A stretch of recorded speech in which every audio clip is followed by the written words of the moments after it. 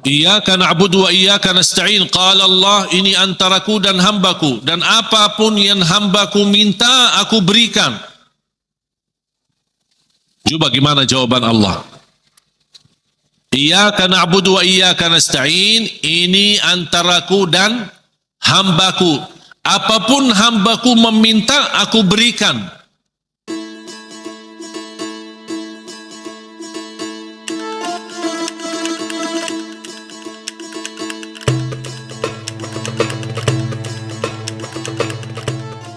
Kalau ada seorang ahlul Quran tapi masih berlaku dosa maksiat,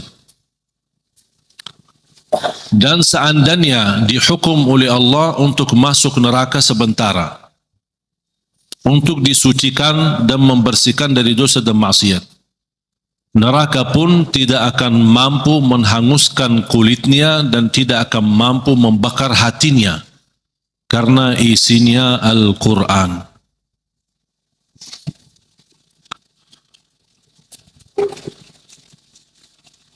Banyak kelebihan Al-Quran untuk kita. Surah yang paling agung di dalam Al-Quran suratul Fatihah.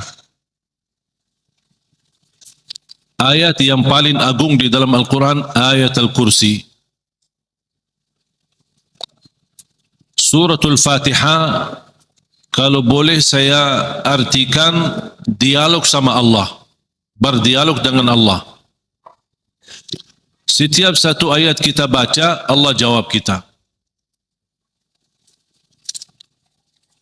Makanya disunnahkan kalau kita baca suratul Fatihah, jangan disambungkan ayatnya. Setiap ayat berhenti. Sebagaimana dijelaskan oleh Siti Aisyah radhiyallahu anha, karena Rasulullah SAW idza qara'a al-Fatihah kana yufassiruha tafsira. Ketika Rasulullah SAW membaca suratul Fatihah, seperti dia mentafsirkan suratul Fatihah. Saking pelan-pelan dan bertahap-tahap membaca ayat-ayatnya suratul Fatihah. Menunjukkan beradab sama Allah Subhanahu wa taala. Kehormatan karena dia sedang berdialog dengan Allah melalui bacaan suratul Fatihah. Sebagaimana Rasulullah SAW bersabda di hadis yang diriwayatkan Imam Tirmizi, hadis itu hadis qudsi, qasamtu as-salata baini wa baina 'abdi nisfain. Aku telah membagikan salat antaraku dan hambaku, kata Allah, menjadi dua bagian. Dan yang dimaksud kata as-salat di hadis ini adalah suratul Fatihah. Ternyata suratul Fatihah memiliki banyak nama. Disebutkan nama di antara lain Al-Fatihah, Ummul Kitab, Ummul Quran, As-Salah, Asy-Syafiyah, Ar-Raqiyah, Al-Waqiyah, menyembuh segala penyakit, melindungi dari segala bahaya, gangguan, godaan, bahkan bisa menjadi ruqyah. Orang yang tidak fahami ruqyah dan sulit mencari orang yang meruqyahi, lebih baik kita ruqyah diri sendiri. Sering orang bertanya, saya tidak faham ayat-ayat ruqyah, cukup dengan suratul Fatihah. Suratul Fatihah sudah mewakili semua ayat-ayat untuk meruqyah diri sendiri. Menjadi rutin dibaca. Boleh jadi wirid. Setiap hari kita baca Al-Fatihah 10 kali, 20 kali, 100 kali, semampu kita. Jadi wirid. Keberkahannya luar biasa. Boleh menjadi doa dalam air minum kita. Setiap mau minum air dalam botol atau gelas, kita baca Al-Fatihah, tiup di dalam air, kemudian minum. Itu menjadi obat. Biasakan anak-anak kita minum air yang sudah dibacakan dalamnya suratul Fatihah. Jangan menunggu kiai, ustaz, habib datang untuk membacakan Al-Fatihah dalam air. Kita sendiri belajar. Baca 3 kali boleh, 1 kali boleh, 7 kali boleh. Habis itu tiup dalam air, boleh 3 kali. Kemudian silahkan minum, kasih kepada anak-anak kita.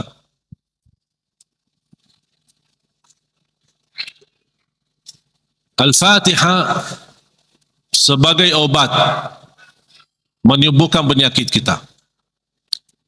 Ada yang merasa gesak di hati, merasa stres kepalanya, boleh taruh tangan yang kanan di atas kepala dan baca Al-Fatihah. Di atas dada kita baca Al-Fatihah. Itu sungguh subhanallah. Al-Quran sebenarnya seluruh Al-Quran, seluruh isi Al-Quran itu obat. Qul huwa lilladzina amanu hudan wa shifa.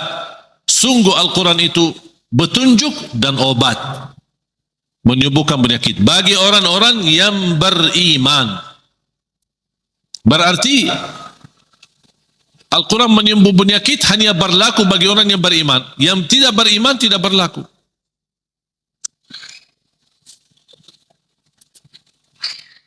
Dan banyak hadis yang menunjukkan Al-Fatihah itu sebagai ruqyah. Sebagaimana hadis Abu Musa Al-Ash'ari radhiyallahu an ketika mengobati seorang kepala kampung yang sambat sakit, kemudian dibacakan Al-Fatihah. Kemudian faka'annama nashita min iqal, sampai dia sembuh seperti tidak pernah sakit sebelumnya. Dan mereka mencerita ketika mereka pulang ke Madinah bertemu Rasulullah SAW, mereka mencerita apa yang terjadi bersama orang kampung. Di antaranya kepala kampung yang sedang sakit, dibacakan Al-Fatihah, dia sembuh. Rasulullah SAW bersabda, wa ma yudrika annaha ruqyah. Dari mana wahai Abu Musa kamu tahu itu ruqyah? Itu menunjukkan Rasul setuju dengan perilaku Abu Musa Al-Ash'ari. Kembali kepada hadis yang diriwayatkan Imam Tirmizi, hadis yang qudsi, qasamtu salata baini wa baina abdi nisfain. Aku telah membagikan salat antaraku dan hambaku. Ini Allah yang sedang bicara di hadis qudsi itu. Berarti salah satu nama suratul Fatihah As-Salah namanya.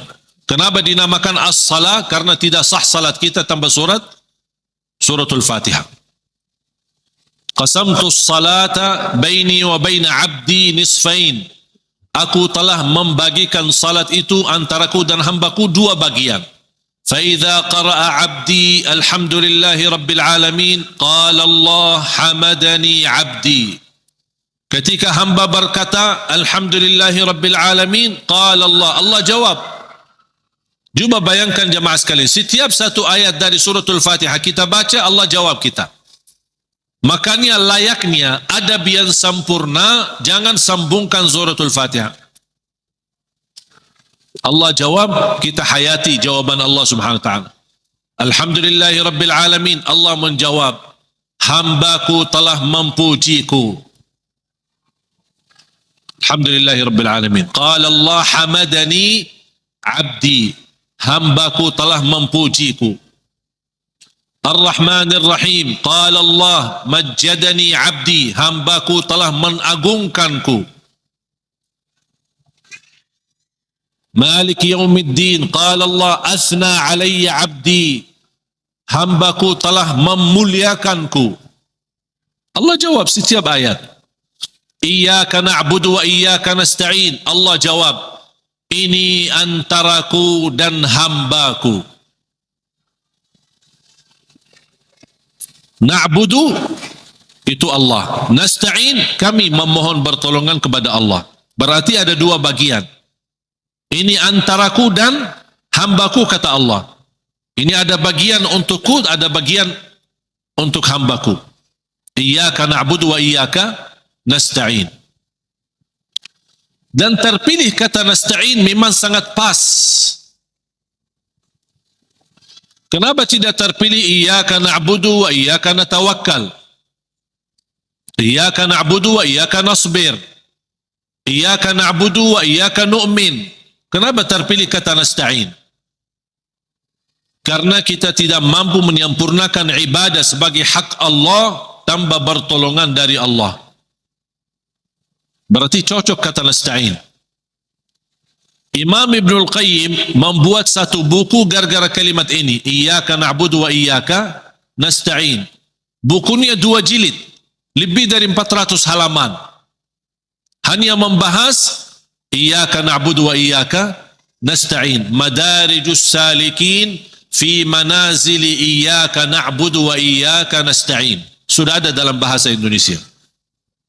Atau silahkan, kalau keberatan membeli bukunya, mungkin mahal, bisa anda download di Google, Syekh Google.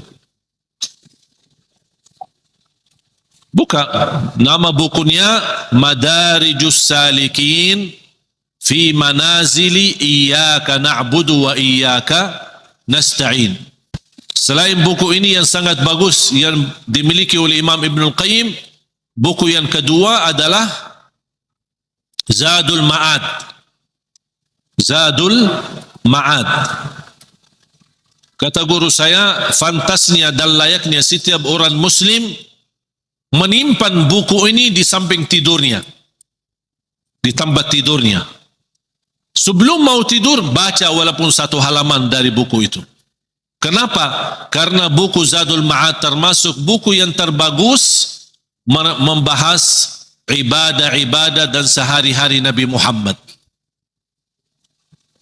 Dan kita bisa terapkan setiap hari. Ini baca amalannya apa, ini baca amalannya apa. Gimana tidurnya Rasul, gimana ibadahnya Rasul, gimana zikirnya Rasul, gimana makanannya Rasul, gimana perginya dan jalannya Rasul. Itu semua dibahas dalam buku itu. Zadul Ma'ad. Silakan buka di Google juga. Banyak Syekh Google hebat itu. Semua ada.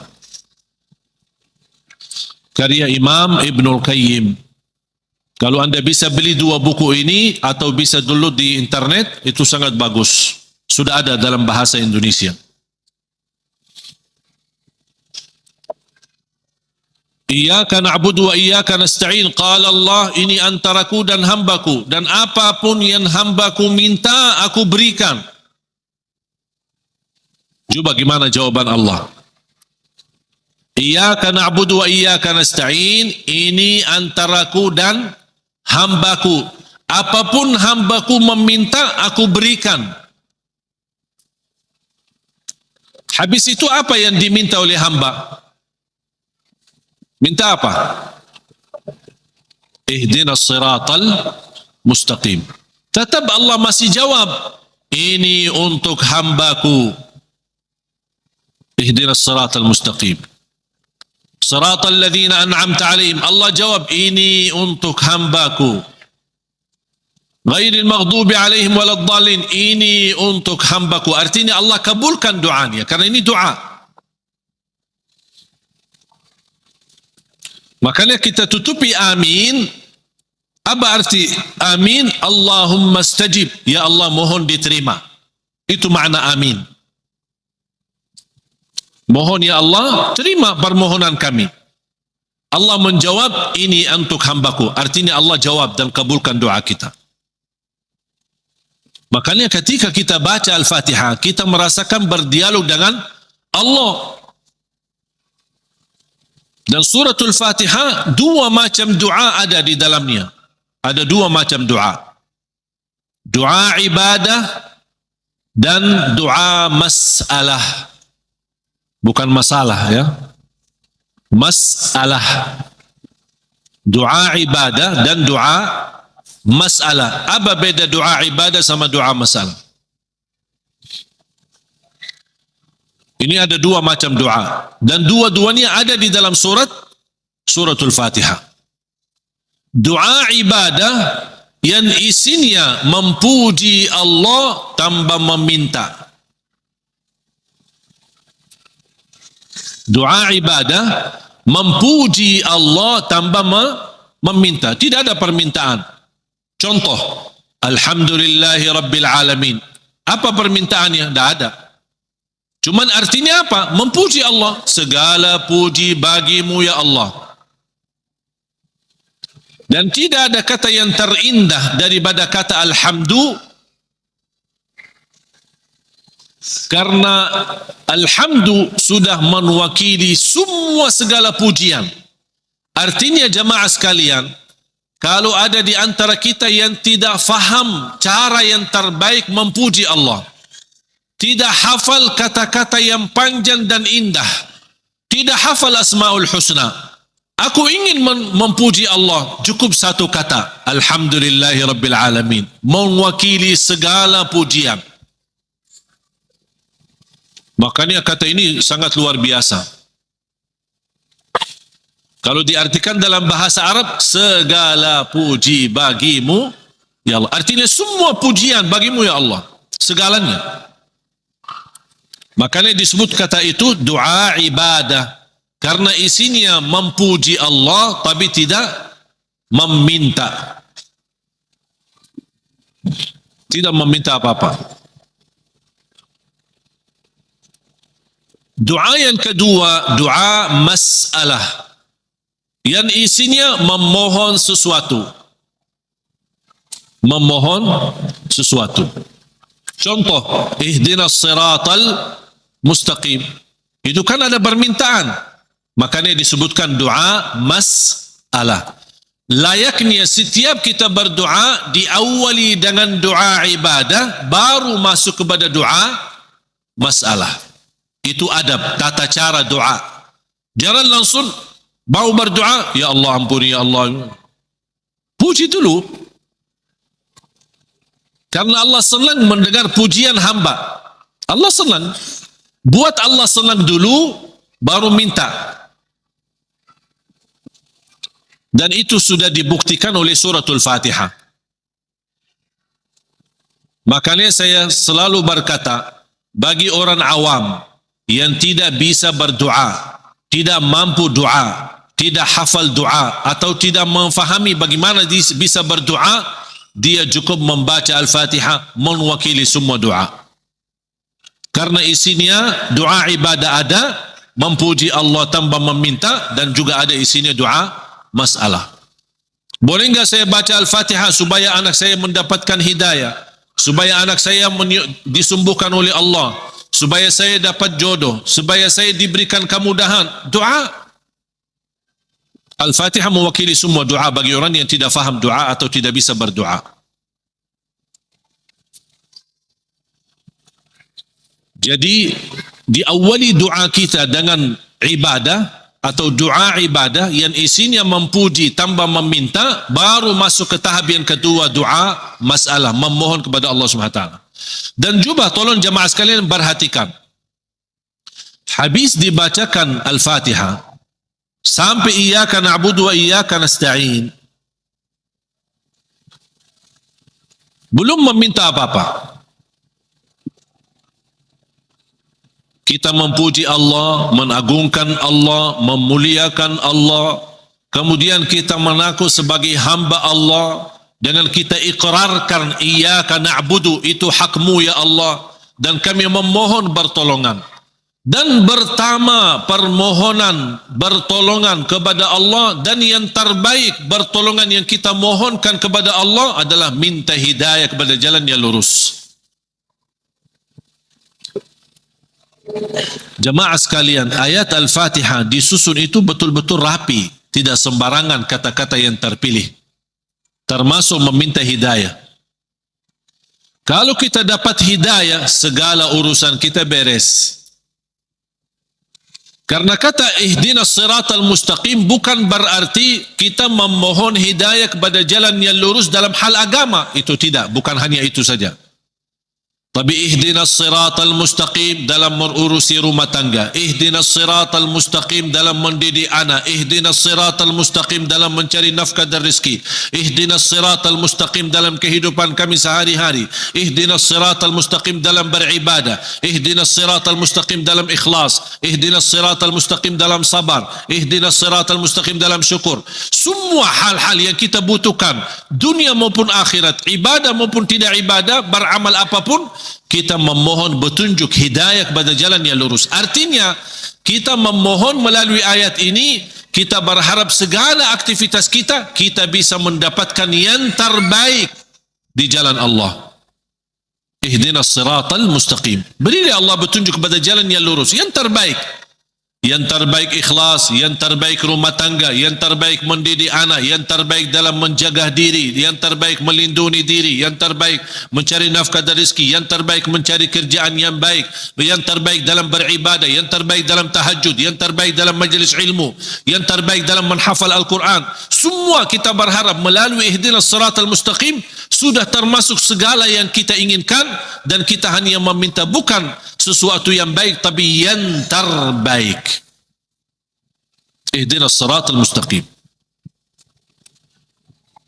Contohnya seperti apa? Siratal ladzina an'amta alaihim. Ya Allah, kami memohon petunjuk kepada jalan yang lurus sebagaimana ada hamba-hambamu yang telah mendapatkan karunia nikmat-nikmatmu. Siratal ladzina an'amta alaihim. Ya Allah, kami ingin dapat seperti mereka. Seperti Sayyidina Abu Bakar, seperti Sayyidina Umar, seperti Sayyidina Utsman, seperti Sayyidina Ali, seperti Siti Khadijah, seperti Siti Aisyah. Kita ingin seperti mereka, siratal ladzina an'amta alaihim. Janganlah ya Allah seperti orang-orang yang dimurkai oleh Allah atau orang yang tersesat. Ghairil maghdubi alaihim waladdallin. Ya Allah, jauhkan, lindungilah kami dari situ. Dari hal-hal yang mendapatkan kemurkaan-Mu. Kami tidak mau. Kami mau sebagaimana hamba-Mu yang telah menerima karunia nikmat-nikmat, siratal ladzina an'amta alaihim. Itu yang kami mau ya Allah. Tapi jangan di jalan orang-orang yang dimurkai Allah dan orang-orang yang tersesat. Apa beda al-maghdubi alaihim waladdallin? Bedanya apa? Orang yang dimurkai Allah sama orang yang tersesat. Orang yang dimurkai Allah yang memiliki kemampuan ilmu tapi tidak menggunakan ilmu untuk mendekatkan diri kepada Allah. Sombong. Mereka berilmu tapi sayang sekali ilmu yang mereka dapatkan hanya ingin menunjukkan kelebihan diri, menunjukkan dirinya sebagai orang yang hebat, bukan untuk digunakan untuk mendekatkan diri kepada Allah. Dan ketua umum majlis ghail al-maghdubi alaihim orang Yahudi. Ketua umum majlisnya orang Yahudi. Yahudi adalah kelompok atau golongan yang berilmu, tapi mereka mendapatkan kemurkaan Allah karena mereka tidak pernah menggunakan ilmu tersebut. Justru kecerdasan mereka dengan kehebatan ilmu mereka, mereka menggunakan untuk susahkan umat. Paling hebat ilmu ekonomi Yahudi. Paling hebat ilmu media Yahudi. Makanya sekarang mereka seluruh media itu dimiliki oleh Yahudi. Ekonomi dunia dikuasai oleh Yahudi. Karena mereka punya ilmu, tapi mereka kenapa kuasai? Bukan untuk digunakan untuk kemudahan bagi manusia, tapi justru mereka menggunakan untuk kemanfaatan buat mereka sendiri. Makanya Allah murka terhadap mereka. Waladdallin, orang-orang yang tersesat, yang suka mengamalkan amalan-amalan tapi tidak ada ilmunya. Kenapa kamu lakukan? Tidak tahu. Saya cuma suka itu. Tapi tidak ada ilmunya. Contohnya, ketua umum majlis waladdallin adalah Nasrani. Nasrani ahli ibadah. Beda sama orang Yahudi. Kalau Yahudi ahli ilmu, kalau Nasrani ahli ibadah. Bahkan mereka menggunakan rahbaniyah, memaksakan diri beribadah sepanjang hari. Sampai ada yang mendiamkan diri di sebuah tempat yang tidak bisa ditinggalkan, tidak mau nikah, tidak mau makan daging, tidak mau makan ini segala. Ini semua dilakukan oleh mereka. Itu yang tidak ada dasarnya. Berlebih-lebihan. Islam melarang kita berlebih-lebihan beribadah. Sebagaimana ada 3 orang ketika datang ke Madinah mendengar betapa ibadah Rasulullah SAW. Sambil salat tahajud, sambil bangka kakinya. Kita pernah enggak bangka kaki kita? Pernah. Ketika begal, capek, urus dunia. Bukan karena tahajud. Bagaimana SAW puasanya, gimana SAW tahajudnya, gimana SAW ibadahnya. Ada 3 orang mendengar berita-berita. Sambil mereka merasa, aduh kalau Nabi Muhammad begitu luar biasa ibadah ini, gimana kita? Sambil ada di antara mereka yang berkata, kalau memang begitu ibadah Rasulullah SAW, saya akan berpuasa, tidak akan buka. Artinya mau berpuasa setiap hari. Sepanjang hayatnya, sepanjang hidupnya. Bukan tidak makan sama sekali, tetap makan. Tapi maksudnya setiap hari mau puasa. Sambil mati. Yang satu lagi kata orang, saya akan tahajud, tidak akan tidur. Yang ketiga berkata, saya tidak akan nikah. Karena dia merasa terhina atau merasa dirinya rendah atau merasa dirinya tidak ada artinya dibanding ibadah Rasulullah SAW. Kalau Rasul saja yang diampuni Allah begitu luar biasa hebat ibadahnya. Aku merasa malu, ya udah saya tidak mau nikah. Mengapa? Agar saya kosongkan waktu saya untuk beribadah mendekatkan diri kepada Allah. Ada di antara mereka yang di riwayat lain disebutkan saya tidak mau makan daging. Berita ini, bercakapan mereka ini, berbicaraan mereka ini sampai ke telinga Rasul. Rasul naik mimbar. Ma balu aqwamin, menapa ada kaum atau berkataan seperti ini? Inni la atqakum lillah wa akhsyakum lah. Aku yang paling takwa kepada Allah dan paling takut kepada Allah. Aku tahajud dan tidur, aku puasa dan buka puasa. Aku makan daging atau juga nikah. Rasul menceritakan, ini semua tidak akan menghalangi kita kalau kita mau bersungguh-sungguh beribadah. Itu yang disebutkan kata rahbaniyah yang sering dilakukan oleh Nasrani. Makanya kita memohon petunjuk pada jalan yang lurus, tapi jangan sampai kepada jalan yang dimurkai Allah atau jalan yang tersesat. Kami tidak mau punya ilmu, tapi tidak pernah gunakan ilmu untuk mendekatkan diri kepada Allah. Saya tidak mau juga beramal tanpa ilmu. Karena saya khawatir nanti jadi orang yang tersesat. Amin. Allahumma terima. Ya Allah, mohon diterima.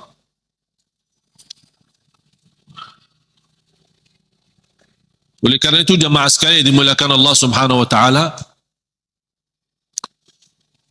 coba betapa mulianya suratul Fatihah.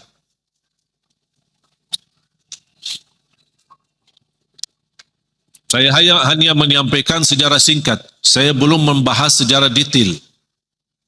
Mulai dari Bismillahirrahmanirrahim. Mulai dari Alhamdu. Bagaimana, kenapa ada Al. Dan apa arti daripada Al. Kenapa terpilih Alhamdulillahirrabbilalamin menjadi ayat yang pertama. Ada juga berbeda pendapat Bismillahirrahmanirrahim adalah ayat yang pertama. Makanya kalau sebagian ulama menganggap Bismillahirrahmanirrahim ayat yang pertama, makanya dijahar dalam salatnya. Makanya kita perhatikan rata-rata Al-Quran itu selalu Bismillahirrahmanirrahim. Al-Fatihah ada ayat nomor 1. Dibandingkan Bismillah di surah yang lain tidak ada angka. Betul? Karena itu berbeda pendapat antara ulama. Apakah Bismillah itu salah satu ayat dari suratul Fatihah atau tidak? Walaupun sebagian besar memilih Bismillah salah satu dari surat Al-Fatihah. Sebagian besar. Sebab ayat suratul Fatihah ini Bismillah, apakah ayat pertama atau tidak, muncullah persoalan yang kedua. Apakah boleh jahar atau tidak? Kalau tidak dijahar, tetap boleh atau tetap mewajibkan atau membaca Bismillah. Bagi orang yang suka baca sir, tetap baca Bismillah. Karena dia sebagian dari surat. Jangan Allahu Akbar baca doa iftitah langsung Alhamdulillahirrabbilalamin. Mana Bismillahnya? Tetap dibacakan. Walaupun sir tidak dijahar. Menurut saya bagi soal jahar atau sir tidak masalah. Keras suara atau tidak keras suara tidak masalah.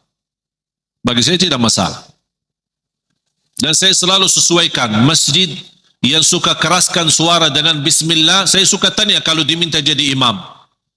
Kalau jahar Bismillah, saya jahar. Kalau disirkan, tidak dikeraskan, saya tidak keraskan. Kunut subuh, kalau dia masih baki kunut subuh dan saya diminta jadi imam, saya baki kunut subuh. Kalau masih tidak baki kunut subuh, saya tidak baki kunut subuh. Saya tidak suka maksa. Tak, saya tidak mau kunut subuh. Kalau saya jadi imam, saya tidak mau kunut subuh. Kenapa? Ini bid'ah, ini sesat semua. Nah. Gampang, alhamdulillah, hal berbeda, tidak masalah. Yang saya paling suka masjid netral. Ketika saya masuk masjid, saya suka tanya ketika diminta jadi imam. Karena mereka berharap mudah-mudahan ini. Padahal saya suka mundur, saya tidak mau jadi imam karena pensiun jadi imam. Tapi kadang-kadang jamaah mengharapkan, barangkali niatnya mengharap berkahnya, mengharap apalah gitu. Akhirnya saya harus turuti permintaan mereka. Tapi saya suka tanya, jahar bismillah atau tidak? Qunut subuh atau tidak? Habis salat zikir atau tidak? Doa atau tidak? Bisa disesuaikan. Karena ini semua hal berbeda pendapat. Saya suka masjid netral. Ketika saya tanya, bebas. Mau jahar boleh, tidak jahar boleh, kunut boleh, tidak kunut boleh, bebas kami, tidak masalah. Kita ikuti imam, yang penting kita salat.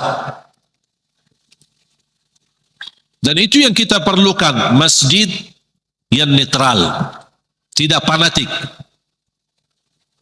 supaya kita bisa bersama-sama.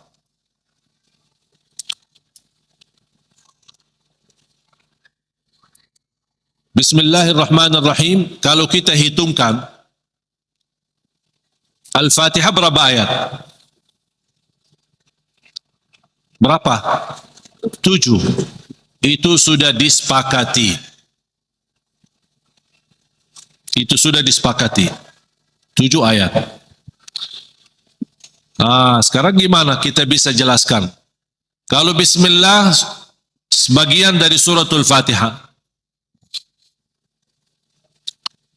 Gimana kalau kita hitungkan ayatnya? Ayo kita mari sama-sama hitung. Bismillahirrahmanirrahim 1. Alhamdulillahirabbil alamin 2. Ar-Rahmanir-Rahim 3. Maliki yaumiddin 4. Iyyaka na'budu wa iyyaka nasta'in 5. Ihdinas siratal mustaqim 6. Berarti tinggal berapa? 1 ayat. Siratal ladzina an'amta 'alaihim ghairil maghdubi 'alaihim waladdallin. 1. Berarti jadi berapa? 7.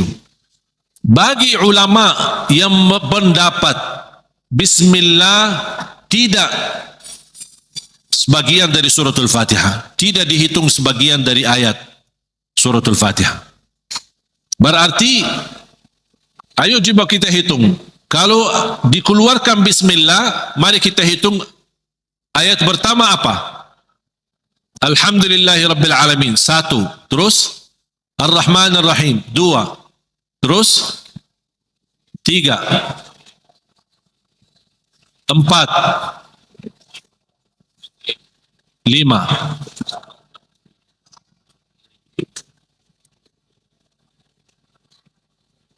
Ini kan 1. Siratal ladzina an'amta 'alaihim ghairil maghdubi 'alaihim waladdallin 1. Berarti berapa? 6. Terus 7-nya mana? Siratal ladzina an'amta 'alaihim ghairil maghdubi 'alaihim. Ulama yang menganggap bismillah tidak sebagian dari ayat suratul Fatihah, siratal ladzina an'amta 'alaihim stop 1 ayat. Itu yang menjadi yang ke-6. Ghairil maghdubi 'alaihim waladdallin yang ke-7. Karena siratal ladzina an'amta 'alaihim sudah sempurna makna kalau kita berhenti. Sudah selesai makna jelas, sempurna, tidak ada kaitan dengan selanjutnya. Makanya dianggap itu 1 ayat. Walaupun rata-rata Al-Quran yang kita lihat semuanya tidak ada angka di situ kan? Karena apalagi yang di Madinah yang menuliskan Al-Quran ini, salah satu ulama namanya Syekh Uthman Taha, penulis Al-Quran di kota Madinah, dia mengikut mazhab Imam Syafi'i. Makanya dia menuliskan bismillah ayat nomor pertama. Dan itu yang diberlakukan oleh sebagian besar Di mana-mana, di Mesir, di mana-mana selalu Al-Quran kita perhatikan, selalu Bismillah ayat yang pertama. Yang saya ingin sampaikan, yang kita sudah fahami, Al-Fatihah 7 ayat. Jahar Bismillah, tidak jahar Bismillah itu tidak masalah. Yang penting kita bisa memperhatikan bacaan-bacaan kita, khususnya suratul Fatihah, kalau bisa berlahan-lahan, bertahap-tahap, tidak sambungkan ayatnya, karena kita ingin menhayati, berdialog dengan Allah subhanahu wa ta'ala. Sudah jelas? Oleh karena itu jamaah sekalian, mari kita sama-sama belajari dalami suratul Fatihah, surah yang paling agung di dalam Al-Quran. Surah yang luar biasa, memiliki keistimewaan, memiliki keberkahan yang dahsyat. Jangan kita hanya membaca sampai 17 kali di dalam salat fardu, tapi tidak merasakan sedikit apapun dalam hati kita. 17 kali itu minimal, tapi kita tidak merasa apa-apa. Seperti ayat-ayat yang lain.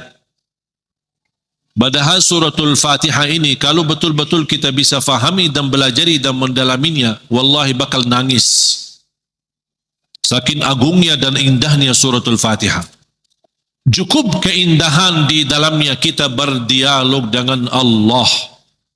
Kita hamba yang masih banyak dosa, yang masih kotor, yang tidak banyak kekurangan, yang tidak banyak sempurna, banyak kekurangan ikhlas kita dan banyak kekurangan khusyuk kita. Tapi ketika kita baca Al-Fatihah, Allah masih berkenan menjawab kita di setiap ayat yang kita baca. Oleh karena itu, hayati Bismillahirrahmanirrahim dengan artinya dan maknanya yang segitu dalam. Alhamdulillahi Rabbil Alamin, segala puji bagimu ya Allah. Dan Allah menjawab kita, hambaku telah memujiku.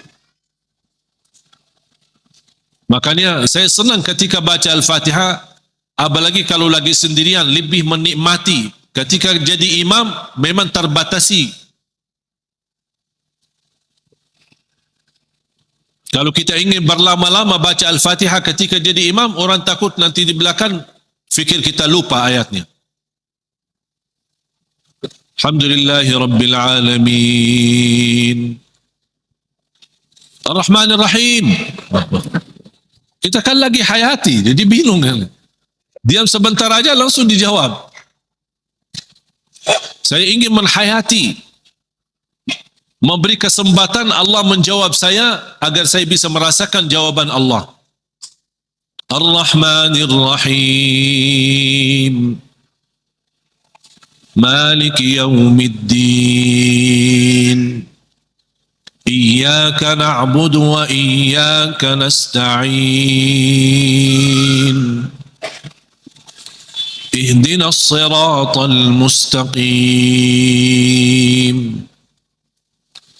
Siratal ladzina an'amta 'alaihim, ghairil maghdubi 'alaihim waladdallin.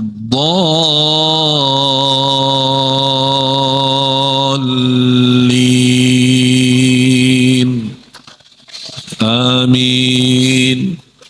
Amin sama seperti baca Yasin. Gimana baca Yasin? Yasin. Gitu?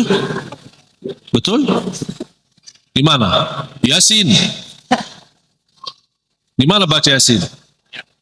Yasin. Amin. Kita sering waladdallin. Amin. Apalagi anak-anak. Amin. Yasin. Sebagaimana dijelaskan oleh Imam Ibn Kathir rahimahullah dalam tafsirnya. Mudah-mudahan pertemuan ini kita kupas walaupun sedikit dari suratul Fatihah. Mudah-mudahan insyaAllah menjadi bahan ilmu buat kita untuk ke depan kita bisa menhayati dan bisa dalam membaca suratul Fatihah di dalam salat maupun di luar salat. kita bisa merasa tersuntuh hati kita. Kalau Al-Fatihah ini bisa nyambung ke hati kita, itu subhanallah luar biasa.